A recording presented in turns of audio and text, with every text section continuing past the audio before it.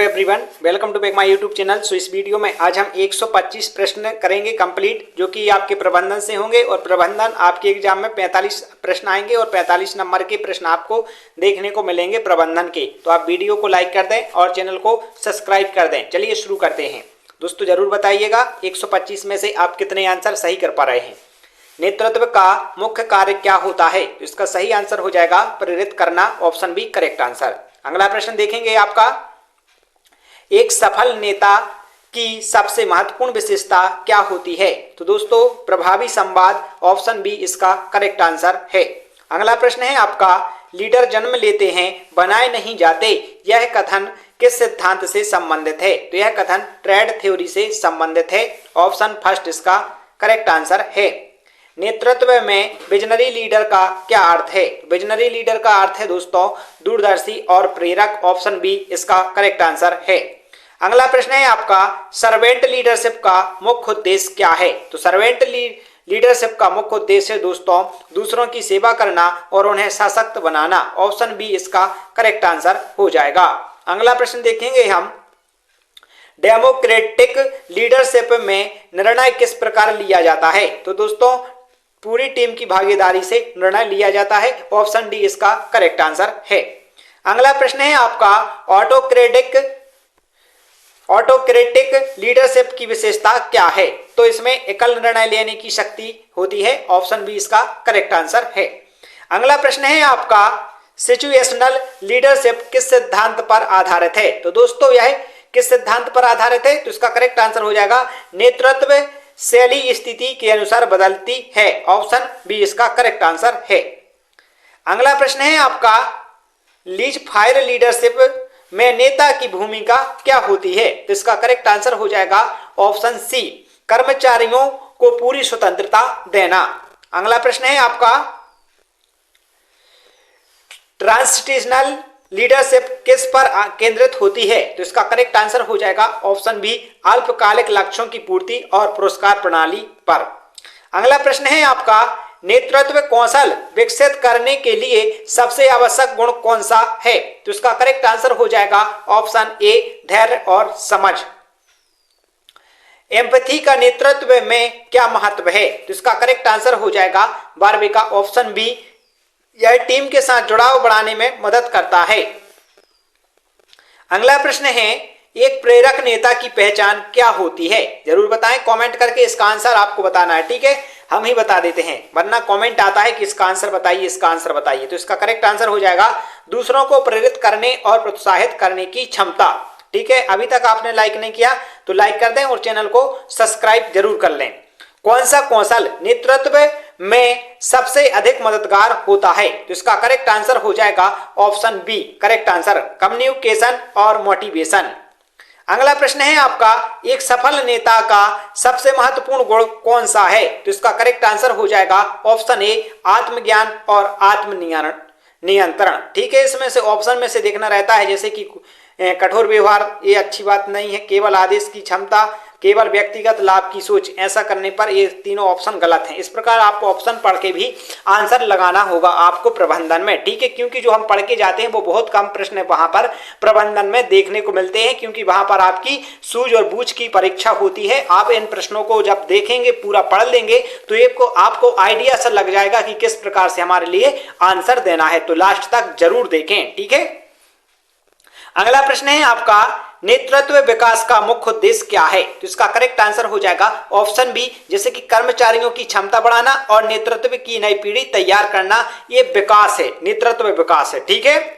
जैसे कर्मचारियों को आदेश मानने के लिए तैयार करना, केवल कंपनी के मालिक को फायदा पहुंचाना, कर्मचारियों को नियंत्रण करना, ये सभी नहीं। इससे सबसे अच्छा उचित कौन सा आंसर मिला हमें? ऑप्शन बी, तो ये आंसर हो जाएगा। अगला प्रश्न है आपका, टीम वर्क का नेतृत्व पर क्या प्रभाव पड़ता है? देखिए, जब टीम वर्क काम करती है, टीम काम करती है, तो नेतृत्व पर क्या प्रभाव पड़ता है? तो इसका करेक्ट आंसर हो जाएगा ऑप्शन ए, यह संगठन में सहयोग और उत्पादकता बढ़ाती है। जब टीम होगी तो सहयोग भी बढ़ेगा और उत्पादकता भी बढ़ेगी, ठीक है? यह समय की बर्बादी है, ऐसा तो नहीं है, तो ये नहीं हो सकता। यह केवल निचले स्तर के कर्मचारियों के लिए जरूरी, ऐसा नहीं है। ये उच्च स्तर वालों के लिए भी बहुत जरूरी है टीम। यह नेतृत्व में कमजोर बनाती है, ये गलत है, ये पूरे सजेशन गलत है। एक बार आप जरूर पढ़ के देखिएगा, ठीक है।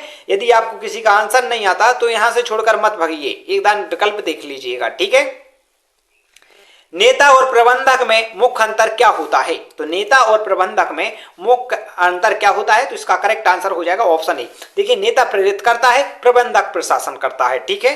ये इसका करेक्ट आंसर है। दोस्तों, अभी तक आपने लाइक नहीं किया तो लाइक कीजिएगा। और हम आपके लिए एक राज की बात बताते हैं कि आप जो 2017 के पेपर हुए थे वो आप डाउनलोड कर लीजिएगा।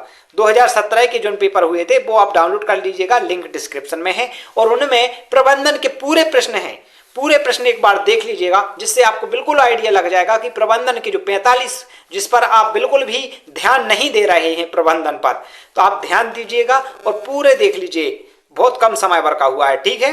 नेतृत्व विकास में कोचिंग और मेंटरिंग का क्या लाभ है? तो दोस्तों, नेतृत्व विकास में इसका करेक्ट आंसर हो जाएगा ऑप्शन ए।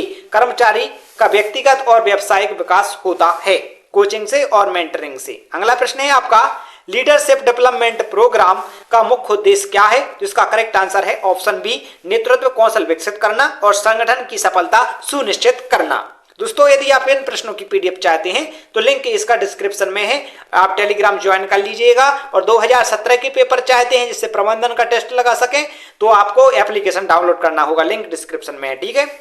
सामूहिक कार्य का मुख्य उद्देश्य क्या होता है? तो सामूहिक कार्य का मुख्य उद्देश्य होता है सहयोग और सामूहिक लक्ष्य प्राप्ति। अगला प्रश्न है आपका, समूह कार्य का सबसे बड़ा लाभ क्या है? तो सबसे बड़ा लाभ है ऑप्शन बी, इसका करेक्ट आंसर होगा टीम वर्क और विचारों का आदान प्रदान। अगला प्रश्न है आपका, कौन सा समूह कार्य का एक उदाहरण है? तो इसका करेक्ट आंसर हो जाएगा ऑप्शन ए, किसी प्रोजेक्ट पर मिलकर काम करना समूह कार्य का उदाहरण है। अगला प्रश्न है आपका, समूह में कौन सी विशेषता या सबसे महत्वपूर्ण होती हैं? तो समूह में कौन सी विशेषताएं? तो इसका करेक्ट आंसर है सहयोग और समन्वय, ऑप्शन बी करेक्ट आंसर। समूह में अच्छे संस्कार यानी कम्युनिकेशन से क्या लाभ होता है? तो समूह में जब अच्छे संस्कार होंगे तो क्या लाभ होगा? चलिए ऑप्शन पढ़ के देखते हैं। गलतफहमियां बढ़ती हैं? नहीं, अच्छे संस्कार हैं तो गलतफहमियां नहीं बढ़ेंगी। संचार समूह कार्य में कोई भूमिका नहीं निभाता? नहीं, निभाता है, ये भी गलत हो जाएगा, ठीक है। समूह का कोई प्रभाव नहीं पड़ता? नहीं, पड़ता है। स्पष्टता और समन्वय बेहतर होता है, तो ऑप्शन डी इसका करेक्ट आंसर हो जाएगा। देखो, इस प्रकार आप आंसर निकाल सकते हैं। दोस्तों, वीडियो पसंद आ रही हो तो वीडियो को लाइक और चैनल को सब्सक्राइब जरूर कर लें। कौन सा एक प्रभावी समूह की विशेषता है बताइए? तो इसका करेक्ट आंसर हम ढूंढेंगे। केवल नेता का प्रभाव? नहीं, ऐसा नहीं है। केवल नेता का प्रभाव समूह मतलब एक प्रभावी समूह की विशेषता नहीं है। सभी सदस्यों की सक्रिय भागीदारी, ऐसा सभी सदस्यों की सक्रिय भागीदारी। और आगे पढ़ेंगे, केवल एक व्यक्ति निर्णय लेता है, टीम के बीच संवाद की कमी। तो इसका करेक्ट आंसर क्या हो जाएगा? ये कमेंट करके आपको बताना है, ठीक है। आपकी निर्णय लेने की क्षमता में कितना सुधार आया है इस वीडियो को देखकर, ये इस प्रश्न से पता चलेगा। इसका आंसर आपको कमेंट करके बताना होगा, ठीक है। अगला प्रश्न है आपका, समूह कार्य में सबसे बड़ी चुनौती क्या हो सकती है? तो समूह कार्य में सबसे बड़ी चुनौती हो सकती है विचारों की असहमति और टकराव, ठीक है। क्योंकि कोई भी चीज के यदि अच्छे परिणाम होते हैं तो बुरे परिणाम भी जरूर होते हैं, ठीक है। तो विचारों की असहमति और टकराव हो सकता है। अगला प्रश्न है आपका, समूह में कौन सी भूमिका सबसे महत्वपूर्ण होती है? तो इसका करेक्ट आंसर हो जाएगा सभी सदस्यों का योगदान, ऑप्शन बी इसका करेक्ट आंसर हो जाएगा। अगला प्रश्न है आपका, टीम में किस भूमिका का कार्य सहयोग और तालमेल बनाना होता है? तो इसका करेक्ट आंसर हो जाएगा ऑप्शन बी समन्वयक, ठीक है। अगला प्रश्न है आपका, समूह कार्य में प्रभावी समस्या समाधान के लिए क्या आवश्यक है? तो क्या आवश्यक है? तो ऑप्शन ए संवाद और विचार विमर्श बहुत ही आवश्यक है। अगला प्रश्न है आपका, समूह कार्य में समूह चिंतन यानी ग्रुप थिंकिंग क्या होती है? तो समूह चिंतन क्या होता है? तो इसका करेक्ट आंसर है समूह का विचार इतना मजबूत हो जाता है कि नए विचारों को दबा दिया जाता है, ठीक है। अगला प्रश्न है आपका, टीम में कार्य विभाजन से क्या लाभ है? यदि हम टीम में 10 लोग हैं और 10 लोगों के अलग अलग काम का विभाजन कर दें तो इससे क्या लाभ होंगे? कार्य में देरी होती है, सभी समय पर कार्यभार पड़ता है, समान कार्यभार पड़ता है और उत्पादकता बढ़ती है। हाँ बिल्कुल सही, कोई भी इससे काम चोरी नहीं कर सकता है। तो इसका सही आंसर क्या हो जाएगा? ऑप्शन बी इसका सही आंसर हो जाएगा। तीसरा प्रश्न देखेंगे एक बार। हाँ, अगला प्रश्न है आपका, समूह में संघर्ष को कैसे हल किया जाता है? यदि समूह में कोई आपत्ति आ गई तो उसे कैसे हल किया जाता है? तो इसका करेक्ट आंसर हो जाएगा ऑप्शन बी, खुले विचार और चर्चा द्वारा हल किया जा सकता है। अगला प्रश्न है आपका, समूह में निर्णय लेने में देरी का मुख्य कारण क्या होता है? तो मुख्य कारण क्या होता है? तो इसका करेक्ट आंसर हो जाएगा संचार की कमी। ऑप्शन ए इसका करेक्ट आंसर है। अगला प्रश्न है आपका, समूह कार्य को, देखिए समूह कार्य से 2-3 प्रश्न जरूर आएंगे आपके, ठीक है, इसलिए हम इसे कवर करा रहे हैं। समूह कार्य को अधिक प्रभावी बनाने के लिए क्या किया जा सकता है? तो क्या किया जा सकता है? ऑप्शन ए इसका लक्ष्य स्पष्ट रखना, ठीक है, लक्ष्य स्पष्ट रखना चाहिए। अगला प्रश्न है आपका, समूह कार्य में नेता की सबसे महत्वपूर्ण भूमिका क्या होती है? तो नेता की सबसे महत्वपूर्ण भूमिका होती है टीम को प्रेरित करना और सहयोग बनाना। ऑप्शन बी इसका करेक्ट आंसर हो जाएगा। अगला प्रश्न है आपका, टीम वर्क में पारदर्शिता का क्या लाभ होता है? पारदर्शिता का सदस्यों के बीच विश्वास बढ़ता है, ठीक है, ऑप्शन ए इसका करेक्ट आंसर है। कौशल का कौन सा एक कुशल टीम लीडर की विशेषता है? जब टीम का लीडर करते हैं तो कौन सी विशेषता है? ऑप्शन ए दूसरों को प्रेरित करना और सहयोग देना, ठीक है। अगला प्रश्न है आपका, समूह कार्य में रचनात्मक कैसे बढ़ाई जा सकती है? तो रचनात्मकता कैसे बढ़ाई जा सकती है?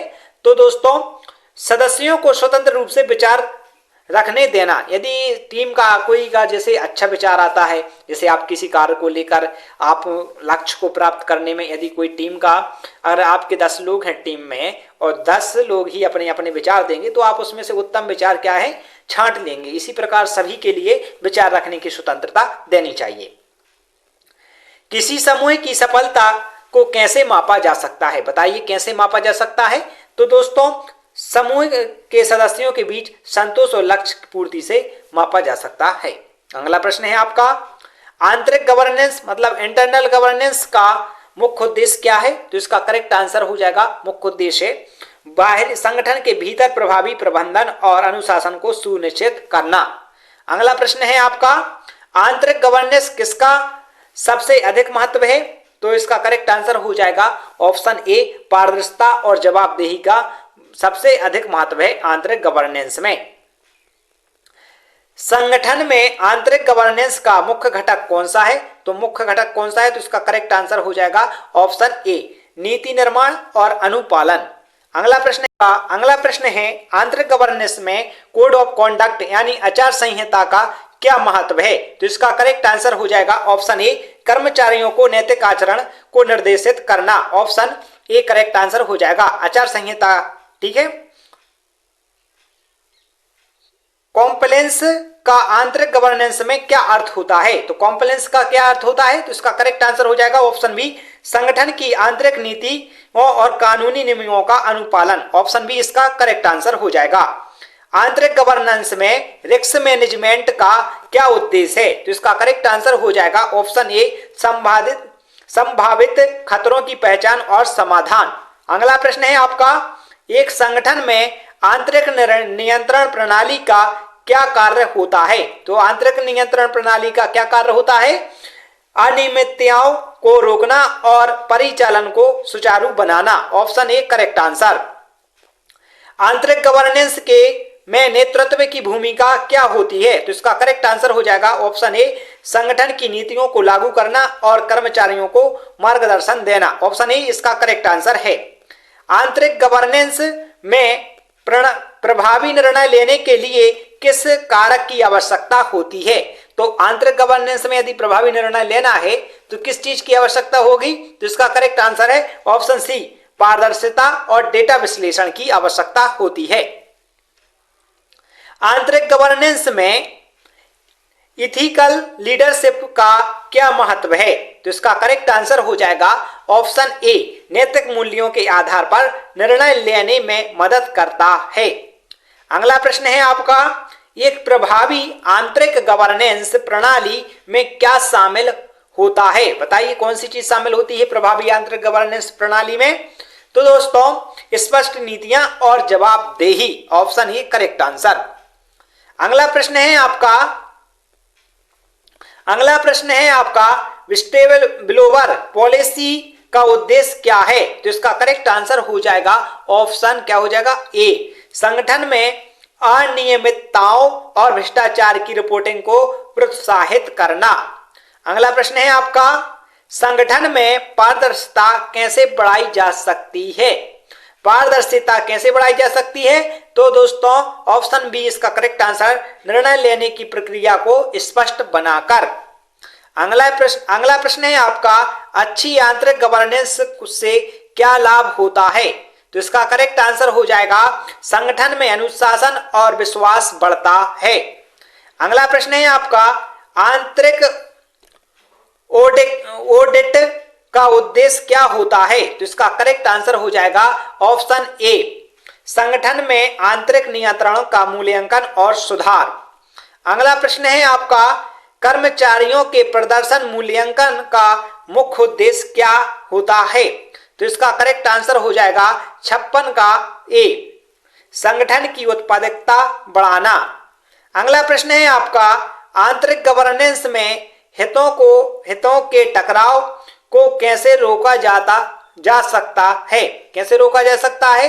तो ऑप्शन ए, स्पष्ट नीतियां और पारदर्शिता अपनाकर। बोर्ड ऑफ डायरेक्टर्स की आंतरिक गवर्नेंस में क्या भूमिका होती है?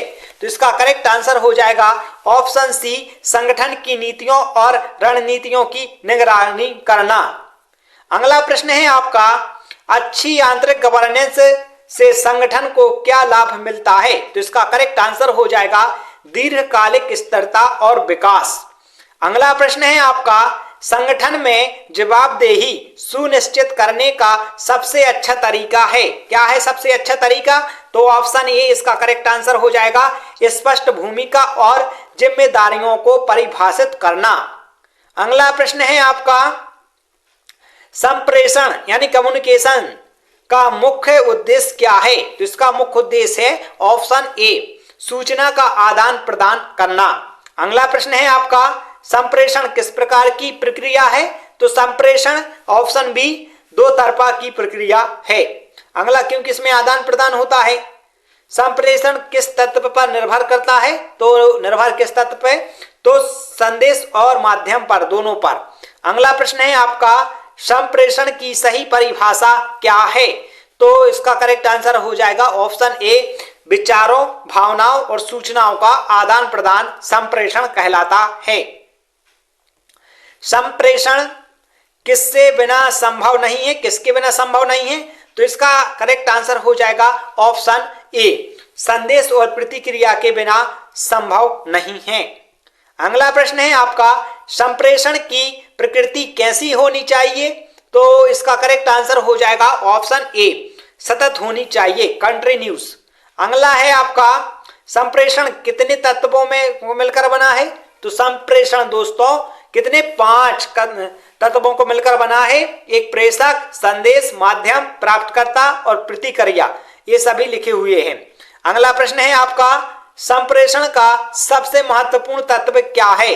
तो सबसे महत्वपूर्ण तत्व है संदेश। यदि संदेश ही नहीं होगा तो उस पर प्रतिक्रिया कैसे होगी? प्रभावी संप्रेषण का संकेत क्या होता है? तो प्रभावी संप्रेषण का संकेत क्या होता है? तो इसका करेक्ट आंसर हो जाएगा ऑप्शन ए, सही और स्पष्ट संदेश।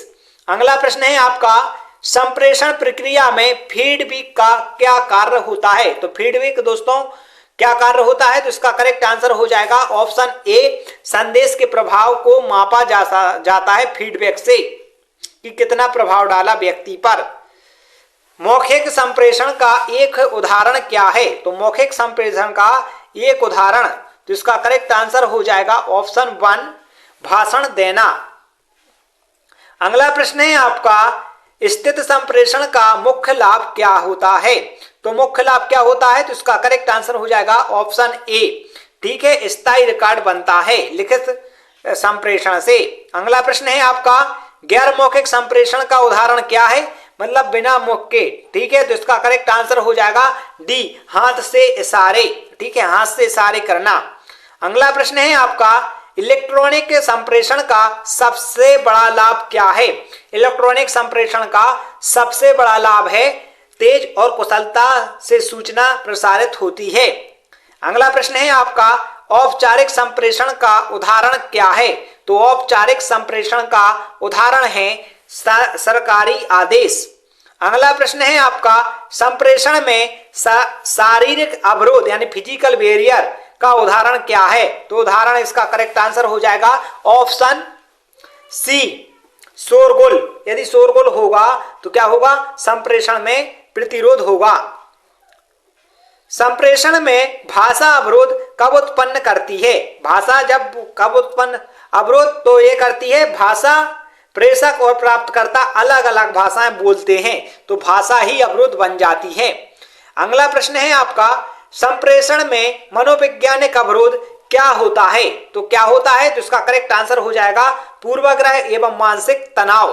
अगला प्रश्न है आपका, संगठनात्मक अवरोध का उदाहरण क्या है? तो उदाहरण दोस्तों पूछा है तो कठोर नियम और जटिल प्रक्रियाएं ये संगठनात्मक अवरोध का उदाहरण हैं। संप्रेषण में व्यक्तिगत अवरोध यानी पर्सनल बैरियर क्या होता है? तो इसका करेक्ट आंसर है व्यक्ति की धारणाएं और दृष्टिकोण। यदि सामने वाले व्यक्ति को आप गीता पढ़ा रहे हो और वह बाइबल पढ़े हुए हो और वही विचारधारा वही धारणा का हो तो उसे गीता समझ में नहीं आएगी, इसलिए क्या होता है? अवरोध होता है व्यक्तिगत। दोस्तों अभी तक आपने लाइक नहीं किया तो लाइक कर दें, चैनल को जरूर सब्सक्राइब कर लें। संप्रेषण को प्रभावी बनाने के लिए सबसे महत्वपूर्ण कारक क्या है? तो सबसे महत्वपूर्ण कारक क्या है? स्पष्टता और संपेक्षता। अगला प्रश्न है आपका, संप्रेषण में एक्टिव लिसनिंग का क्या महत्व है? तो इसका करेक्ट आंसर हो जाएगा ऑप्शन सी, इसका करेक्ट आंसर है संदेश को सही ढंग से समझने में मदद करता है। प्रभावी संप्रेषण के लिए कौन सा तरीका सबसे अच्छा है? तो इसमें दोस्तों ऑप्शन ए इसका करेक्ट आंसर है सरल भाषा और सकारात्मक दृष्टिकोण। अगला प्रश्न है आपका, फीडबैक संप्रेषण में क्यों आवश्यक है? तो फीडबैक संप्रेषण में दोस्तों ऑप्शन इसका करेक्ट आंसर हो जाएगा ए, यह संचार को दो तरफा बनाता है। फीडबैक। सकारात्मक संप्रेषण का मुख्य संकेत क्या है? तो मुख्य संकेत है ऑप्शन ए, खुले विचार और स्पष्ट संदेश। भारत में बैंकों का पहला राष्ट्रीयकरण कब हुआ? तो पहला राष्ट्रीयकरण ऑप्शन सी 1969 में हुआ। अगला प्रश्न है आपका, 1969 में कितने बैंकों का राष्ट्रीयकरण हुआ था? तो ऑप्शन बी 14 बैंकों का राष्ट्रीयकरण हुआ था। बैंकों में राष्ट्रीयकरण का मुख्य उद्देश्य क्या है? तो बैंकों के राष्ट्रीयकरण का मुख्य उद्देश्य है बैंकिंग सेवाओं को ग्रामीण क्षेत्रों तक पहुंचाना। 1990 में भारत सरकार ने कितने बैंकों का राष्ट्रीयकरण किया? तो दोस्तों कितने बैंकों का? तो इसका करेक्ट आंसर है ऑप्शन सी, मात्र 6 ही बैंकों का राष्ट्रीयकरण किया था। भारत में पहला राष्ट्रीयकृत बैंक कौन सा था? तो भारत में पहला राष्ट्रीयकृत बैंक दोस्तों ऑप्शन बी भारतीय स्टेट बैंक। अगला प्रश्न है आपका, बैंकों में राष्ट्रीयकरण का असर किस क्षेत्र पर पड़ा? तो इसका करेक्ट आंसर है ऑप्शन ए, कृषि एवं लघु उद्योगों पर असर पड़ा। भारत में बैंकों के राष्ट्रीयकरण किस नीति को बढ़ावा मिला? तो दोस्तों इसका करेक्ट आंसर है उदार समाजवाद को। ऑप्शन बी इसका करेक्ट आंसर हो जाएगा। विकास की सही परिभाषा क्या है? दोस्तों यहां पर हमारे लिए विकास की परिभाषा बताना है, तो इसका करेक्ट आंसर हो जाएगा सामाजिक, आर्थिक एवं राजनीतिक प्रगति विकास है। मानव विकास सूचांक किन 3 कारकों पर आधारित होता है? तो इसका करेक्ट आंसर हो जाएगा 94 का ऑप्शन ए, यह प्रति व्यक्ति आय, शिक्षा स्तर और जीवन प्रत्याशा पर निर्भर होता है। सतत विकास का मुख्य लक्ष्य क्या है? तो सतत विकास का मुख्य लक्ष्य है ऑप्शन ए संसाधनों का विवेकपूर्ण उपयोग। अगला प्रश्न है आपका विकासशील अर्थव्यवस्था की विशेषताएं क्या होती हैं? तो इसका करेक्ट आंसर है उच्च बेरोजगारी। ठीक है, अर्थव्यवस्था की विशेषता क्या होती है? तो इसका करेक्ट आंसर आप बताएंगे, ठीक है, कमेंट में। अगला प्रश्न है आपका भारत की अर्थव्यवस्था किस प्रकार की अर्थव्यवस्था है? तो भारत की अर्थव्यवस्था दोस्तों किस प्रकार की है? तो ऑप्शन सी मिश्रित अर्थव्यवस्था है एवं विकासशील। किस योजना में गरीबी हटाओ का नारा दिया गया था? तो दोस्तों 5वीं पंचवर्षीय योजना में गरीबी हटाओ का नारा दिया था। अगला प्रश्न है आपका भारत में सतत विकास लक्ष्य कितने हैं? तो इसका करेक्ट आंसर हो जाएगा ऑप्शन सी 17 है। अगला प्रश्न है आपका भारत में पहली पंचवर्षीय योजना कब शुरू हुई? तो इसका करेक्ट आंसर हो जाएगा ऑप्शन बी 1951 से 1956 तक। दोस्तों अभी तक आपने लाइक नहीं किया, लाइक कर दें, चैनल को सब्सक्राइब कर लें। पहली पंचवर्षीय योजना में किस क्षेत्र पर अधिक जोर दिया गया? तो दोस्तों कृषि एवं सिंचाई पर। भारत में पंचवर्षीय योजनाओं को किस देश की योजना प्रणाली से प्रेरित होकर अपनाया गया था? तो इसका करेक्ट आंसर हो जाएगा ऑप्शन सी सोवियत संघ। तीसरी पंचवर्षीय योजना का मुख्य उद्देश्य क्या था? तो इसका मुख्य उद्देश्य था हरित क्रांति की शुरुआत। अगला प्रश्न है आपका नवीन आर्थिक नीति किस पंचवर्षीय योजना के दौरान लागू की गई? तो इसका करेक्ट आंसर हो जाएगा ऑप्शन बी आठवीं पंचवर्षीय योजना। अगला प्रश्न है भारत में पंचवर्षीय योजना की निगरानी कौन करता है? तो इसका करेक्ट आंसर है योजना आयोग। ठीक है, योजना आयोग का मुख्य अध्यक्ष कौन होता है? तो प्रधानमंत्री। सामुदायिक संगठन कम्युनिकेशन ऑर्गेनाइजेशन का मुख्य उद्देश्य क्या है? तो इसका मुख्य उद्देश्य है सामुदायिक संगठन का ऑप्शन बी समुदाय की भागीदारी एवं सशक्तिकरण। अगला प्रश्न है आपका सामुदायिक संगठन की पहली और महत्वपूर्ण प्रक्रिया क्या है? तो इसका करेक्ट आंसर हो जाएगा कौन सी है? तो ऑप्शन है समस्या की पहचान। अगला प्रश्न है आपका सामुदायिक संगठन में कौन सा प्रमुख सिद्धांत शामिल होता है? तो इसका करेक्ट आंसर है सहभागिता पार्टी। अगला प्रश्न है आपका सामुदायिक संगठन का मुख्य आधार क्या है? तो इसका करेक्ट आंसर हो जाएगा ऑप्शन बी सामुदायिक सहयोग। सामुदायिक संगठन में कैपेसिटी बिल्डिंग का क्या अर्थ है? तो इसका करेक्ट आंसर हो जाएगा ऑप्शन ए। ठीक है, सामुदायिक सदस्यों को आत्मनिर्भर बनाना। सामुदायिक संगठन किस पर निर्भर करता है? तो सामुदायिक संगठन दोस्तों समुदाय के सदस्यों की सक्रिय भागीदारी पर।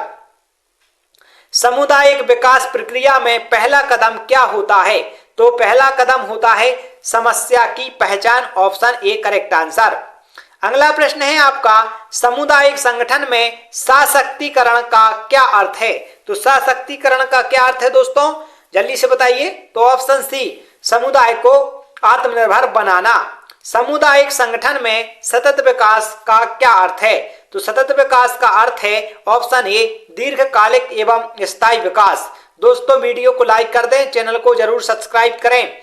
समुदाय को संगठित करने के लिए सबसे प्रभावी तरीका कौन सा है? तो सबसे प्रभावी तरीका है संवाद और सहभागिता। सामुदायिक मोबिलाइजेशन का मुख्य उद्देश्य क्या है? तो इसका करेक्ट आंसर हो जाएगा ऑप्शन ए। ऑप्शन ए इसका करेक्ट आंसर है और समुदाय को विकास मुद्दे पर किसी मुद्दे पर संगठित करना। अगला प्रश्न है आपका सामुदायिक मोबाइलाइजेशन में सबसे महत्वपूर्ण कारक क्या होता है? तो सबसे महत्वपूर्ण कारक ऑप्शन डी समुदाय की भागीदारी। सामुदायिक मोबिलाइजेशन की प्रक्रिया में पहला चरण क्या है? तो पहला चरण है दोस्तों, इसका करेक्ट आंसर हो जाएगा 18 का ऑप्शन ए, समस्या की पहचान। अगला प्रश्न है आपका, सामुदायिक मोबिलाइजेशन में सबसे प्रभावी रणनीति कौन सी है? तो सबसे प्रभावी रणनीति ऑप्शन ए, जनसंवाद और जागरूकता। अगला प्रश्न है आपका, सामुदायिक मोबिलाइजेशन के माध्यम से कौन सा सकारात्मक परिवर्तन लाया जा सकता है? तो दोस्तों कौन सा सकारात्मक परिवर्तन लाया जा सकता है? सामाजिक एवं आर्थिक सुधार। नेक्स्ट प्रश्न है, सामुदायिक संगठन में और मोबिलाइजेशन के बीच मुख्य क्या अंतर है? तो मुख्य अंतर है, संगठन एक ही प्रक्रिया है और मोबिलाइजेशन एक रणनीति है। ठीक है, संगठन एक प्रक्रिया है और मोबिलाइजेशन एक रणनीति है। सामुदायिक मोबिलाइजेशन में सोशल कैपिटल का क्या अर्थ है? तो इसका करेक्ट आंसर हो जाएगा 22 का ऑप्शन ए, सामुदायिक नेटवर्क और सहयोग। अगला प्रश्न है आपका, सामुदायिक मोबिलाइजेशन में सबसे बड़ी चुनौती क्या है? सबसे बड़ी चुनौती है समुदाय की निष्क्रियता। अगला प्रश्न है आपका, सामुदायिक मोबिलाइजेशन को प्रभावी बनाने के लिए कौन सी तकनीक उपयोगी है? तो इसका करेक्ट आंसर हो जाएगा कौन सी तकनीक? डिजिटल मीडिया और सोशल मीडिया नेटवर्क। ठीक है, ऑप्शन डी इसका करेक्ट आंसर है। अगला प्रश्न है आपका और लास्ट प्रश्न है, और जरूर बताना कि 125 में से आप कितने सही आंसर कर पाए हैं, ये कमेंट करके बताना है। और यदि आप प्रबंधन की और क्लास चाहते हैं तो आपको कमेंट करना पड़ेगा। ठीक है, क्योंकि कम समय भर का है, क्लास तैयार करने में टाइम लगता है। सामुदायिक मोबिलाइजेशन का अंतिम चरण क्या होता है? तो इसका करेक्ट आंसर है मूल्यांकन और सुधार। तो दोस्तों इस वीडियो में हम 125 प्रश्नों को कवर कर चुके हैं और यह प्रश्न आपके एग्जाम के लिए बहुत ही इंपॉर्टेंट है। यदि समझ में ना आए हो तो फिर के वॉच कर लें, या पीडीएफ आपको हमारे टेलीग्राम पर मिल जाएगी। और 2017 के पेपर जरूर देख लें, जिसमें आपका प्रबंधन के हर में गद्यांश भी आपको देखने को मिल जाएंगे कि किस प्रकार के गद्यांश आते हैं। तो लिंक डिस्क्रिप्शन में है, जाइए डाउनलोड कर लीजिएगा। मिलते हैं नेक्स्ट वीडियो में, जब तक के लिए जय हिंद जय भारत।